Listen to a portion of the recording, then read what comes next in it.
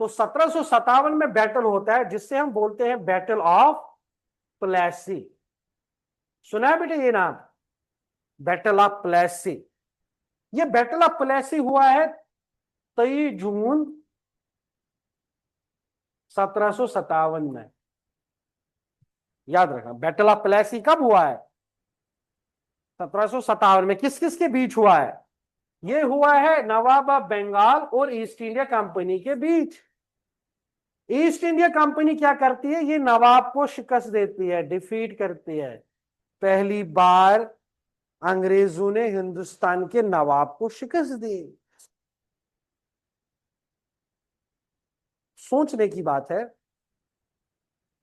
East India company Hindustan में आए as a trade करने के लिए, एज ए ट्रेड, तिजारत के लिए।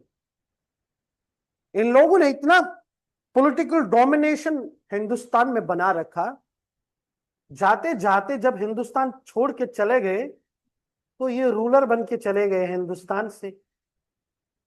साथ साथ में इंडिया को दो हिस्सों में डिवाइड भी कर दिया।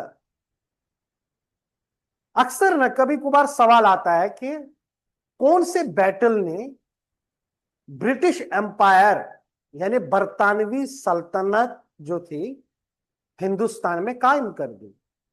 तो हमें पता होना चाहिए कि battle of Plassey, first battle Plassey किस किस के बीच हुआ है? ईस्ट इंडिया कंपनी और नवाब ऑफ बंगाल सिराजुद्दौला। नवाब ऑफ बंगाल जो थे ना, वो थे सिराजुद्दौला। ईस्ट इंडिया कंपनी जो रीड कर रहा था उनको हम बोलते हैं RC. What is the full form of RC? Robert Clive. क्या नाम है? Robert Clive. आप देखो बेटा, इंपॉर्टेंट। अब सवाल ये बन के आएगा कि what is the importance of the battle of Plassey? Battle of Plassey की इंपॉर्टेंस क्या है? हम कह सकते हैं ना, बैटल ऑफ प्लेसी की ये इंपॉर्टेंस है, it led the foundation of British empire in India.